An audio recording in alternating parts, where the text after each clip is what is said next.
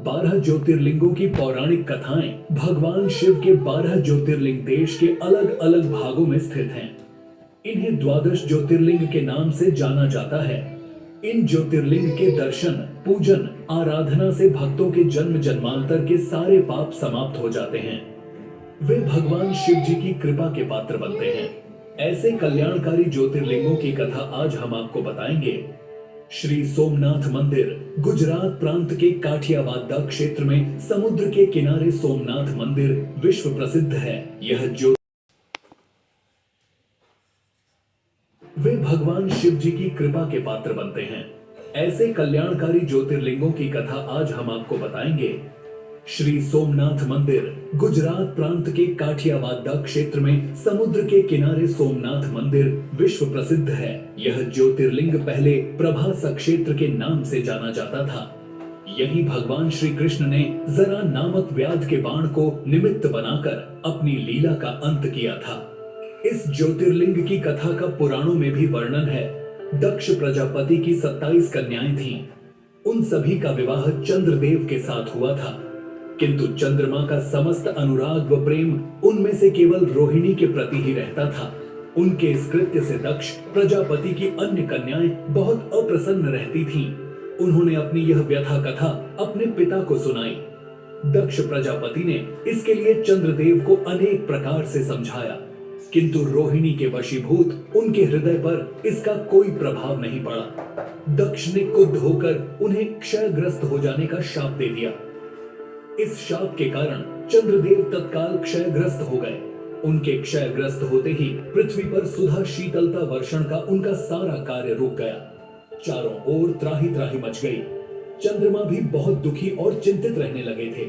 उनकी प्रार्थना सुनकर इंद्रादि देवता तथा वशिष्ठ आदि ऋषिगण उनके उद्धार के लिए पितामह ब्रह्मा जी के पास गए।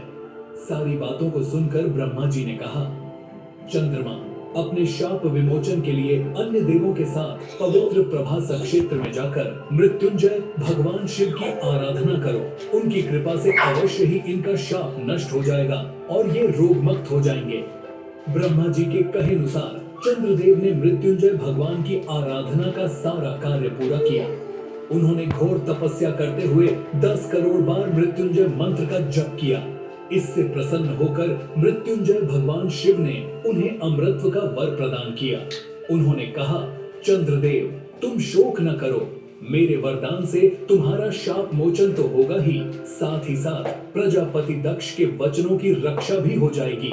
कृष्ण पक्ष में प्रतिदिन तुम्हारी एक एक कला क्षीण होगी, किंतु शुक्ल पक्ष में उसी क्रम से तुम्हारी एक एक कला बढ़ जाया करेगी। इस प्रकार प्रत्येक पूर्णिमा को तुम्हें पूर्ण चंद्रत्व प्राप्त होता रहेगा। चंद्रमा को मिलने वाले इस वरदान से सारे लोगों के प्राणी प्रसन्न हो उठे। सुधाकर चंद्रदेव पुनः 10 दिशाओं में सुधा वर्षण का कार्य पूर्ववत करने लगे।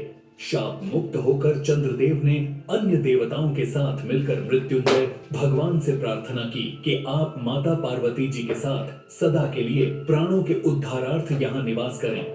भगवान शिव उनकी इस प्रार्थना को स्वीकार करके ज्योतिर्लिंग के रूप में माता पार्वती जी के साथ तभी से यहाँ रहने लगे। पावन प्रभास क्षेत्र में स्थित इस सोमनाथ ज्योतिर्लिंग की महिमा महाभारत, श्रीमद् भागवत तथा स्कंद पुराण आदि में विस्तार से बताई गई है। चंद्रमा का एक नाम सोम भी है। उन्होंने भगवान शिव को ही अपना नाथ स्वामी मानकर यहाँ तपस्या की थी, इसलिए इस ज्योतिर्लिंग को सोमनाथ कहा जाता है। श्री मल्लिकार्जुन आंध्र प्रदेश में कृष्णा नदी के तट पर दक्षिण का कैलाश कहे जाने वाले श्री शैल पर्वत पर श्री मल्लिकार्जुन ज्योतिर्लिंग स्थित है। महाभारत, शिव पुराण तथा पद्म पुराण आदि धर्म ग्रंथों में इसकी महिमा और महत्ता का विस्तार से वर्णन किया गया है। पुराणों में इस ज्योतिर्लिंग की कथा कुछ इस प्रकार है। एक समय की बात है, भगवान शंकर जी के दोनों पुत्र श्री गणेश और श्री कार्तिकेय स्वामी विवाह के लिए परस्पर झगड़ने लगे। प्रत्येक का आग्रह था कि पहले मेरा विवाह किया जाए। उन्हें लड़ते झगड़ते देखकर भगवान शंकर और मां पार्वती ने कहा, तुम लोगों में से जो पहले पूरी पृथ्वी का चक्कर लगाकर यहाँ वापस लौट आएगा, उसी का विवाह पहले किया जाएगा।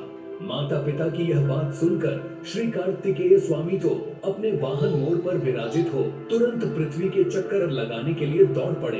गणेश